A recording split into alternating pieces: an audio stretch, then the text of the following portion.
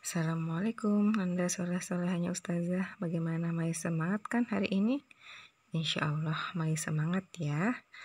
Nah, Ustazah berharap ya semoga Anda semua hari ini sudah sarapan ya dan sudah sholat duha semuanya sebelum memulai pembelajaran kita hari ini. Penting ya buat kita semua untuk setiap pagi sarapan, sholat duha sebelum belajar. Oke, hari ini kita akan masih di tema 5G, subtema 3 di pembelajaran kedua. Namun, sebelum memulai pembelajaran, alangkah baiknya kita terlebih dahulu berdoa. Ya, semoga dengan berdoa ya ilmu yang kita dapatkan hari ini ilmu yang mudah dipahami dan bermanfaat. Amin. Oke. Tujuan pembelajaran kita hari ini yang pertama adalah mengidentifikasi peran belajar dalam mengisi kemerdekaan. Yang kedua, mengidentifikasi ragam seni rupa. Dan yang ketiga, melakukan percobaan perubahan wujud menguap. Nah, mengidentifikasi peran pelajar dalam mengisi kemerdekaan.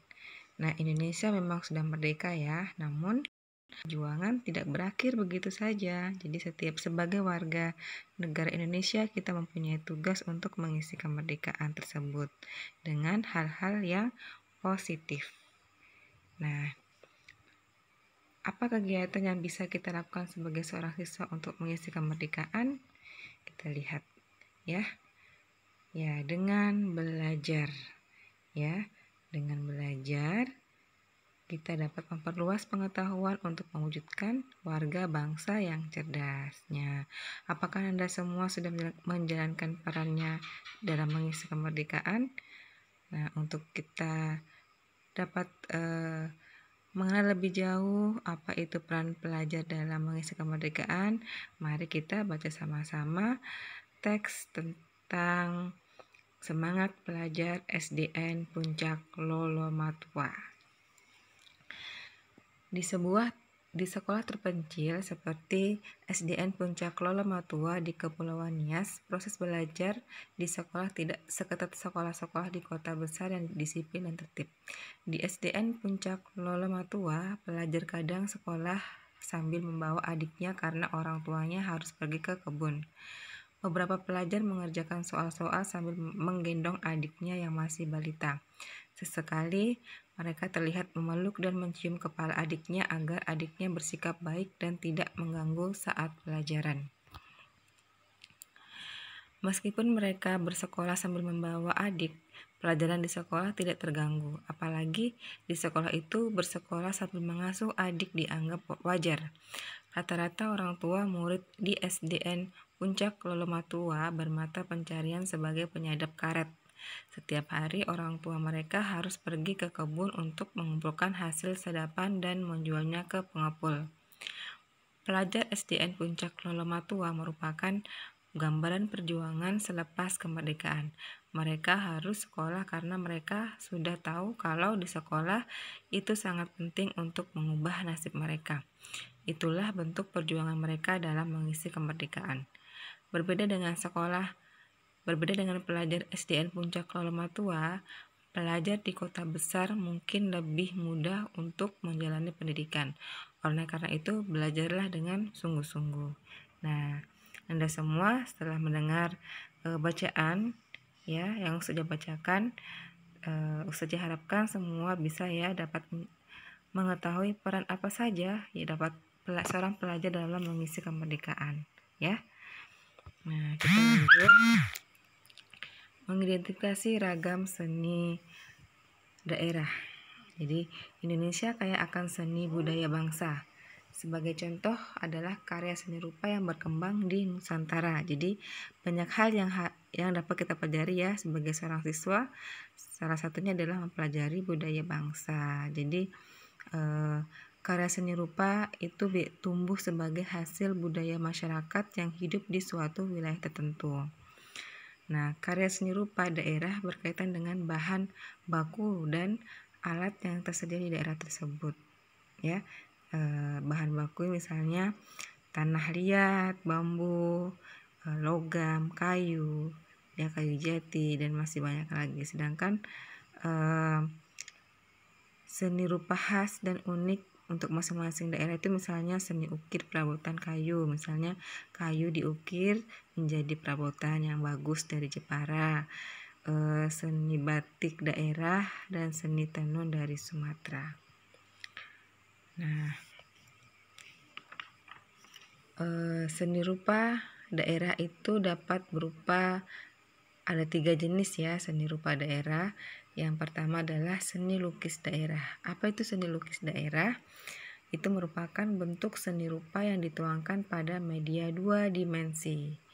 Ya, seperti kertas, kanvas, kain, kaca, dan sebagainya. Jadi seni lukis daerah mengandung nilai budaya yang berkembang di daerah tertentu. Seni lukis batik ini yang pertama adalah kita lihat contohnya, misalnya seni lukis batik. Nah, kita perhatikan seni lukis batik ini berkembang, ya ini merupakan salah satu contoh dari seni lukis daerah yang berkembang di Indonesia. Jadi seni lukis batik menjadi simbol kebudayaan nasional karena terdapat hampir di seluruh Indonesia. Nih ya, kita lihat ini adalah seni batik wayang. Ini adalah seni lukis kaca, ya, dia melukis di dalam kaca. Oke, yang kedua adalah seni patung daerah. Ini merupakan karya seni berbentuk 3 dimensi. Jadi bahan seni patung ini dapat dibuat dari bahan lunak maupun bahan keras ya. Jadi patung dengan bahan lunak dibuat dengan teknik membentuk, sedangkan batuk dari bahan keras itu dibuat dengan teknik meraut atau memahat. Jadi seni patung daerah memiliki ciri-ciri khas masing-masing daerah ya. Nah, kita lihat ini adalah seni patung dari Kalimantan. Jadi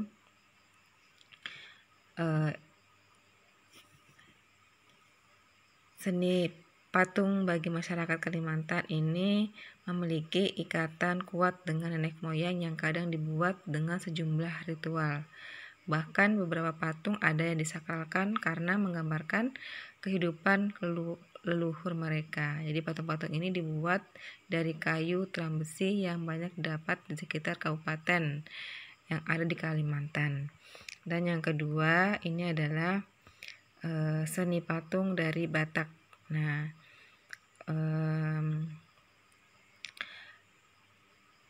masyarakat Batak ini membuat patung sebagai simbolis dan juga ritual sebagai penghormatan terhadap roh nenek moyang. Jadi seni patung di daerah masing-masing memiliki ciri khas masing-masing ya. Yang ketiga itu adalah seni kriya. Apa itu seni kriya? Itu merupakan seni kerajinan dalam membuat benda-benda pakai dengan mengandalkan keterampilan tangan. Dan seni kriya ini juga disebut dengan kerajinan, seni kerajinan. Jadi setiap daerah memiliki seni kriya yang unik dan khas dengan corak yang berbeda. Nah, macam-macam ya seni kriyanya ya. Ada seni kriya dari kayu. Ya, bisa juga patung dari kayu ya. Yang kedua ini adalah kriya kulit hewan ya, kerajinan dari kulit hewan. Ini adalah kerajinan dari logam, dan ini adalah kriya batik, kerajinan batik, dan kriya anyaman, kerajinan dari anyaman. Jadi masih banyak lagi ya karya seni rupa yang ada di daerah kalian masing-masing. Nah, sekarang kita masuk di melakukan percobaan perubahan wujud menguap. Jadi di pelajaran sebelumnya kita sudah belajar tentang proses pembuatan garam. Nah, selain pembuatan garam, ternyata seni rupa juga contoh dari peristiwa penguapan ya, salah satunya. Nah, kita lihat ini ya, ini adalah proses pembuatan barang tembikar. Terjadi penguapan air sehingga tanah liat yang lunak mengeras. Jadi dijemur di bawah sinar matahari. Jadi ketika dia basah airnya menguap, dan ketika airnya sudah menguap maka tembikarnya akan terlihat mengeras ya.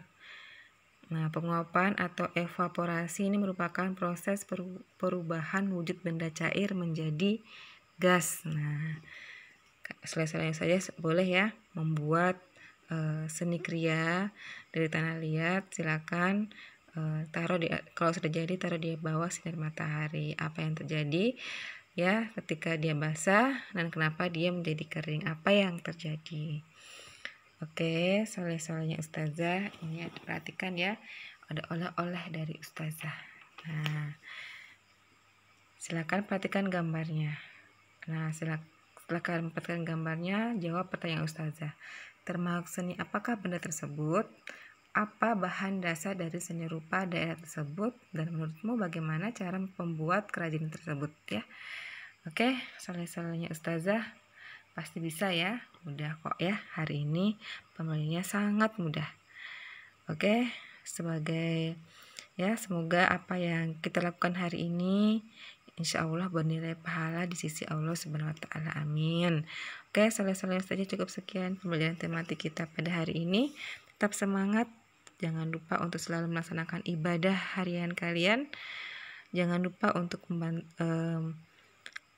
menjaga kebersihan, cuci tangan, dan jangan lupa memakai masker ketika keluar rumah. Wassalamualaikum warahmatullahi wabarakatuh.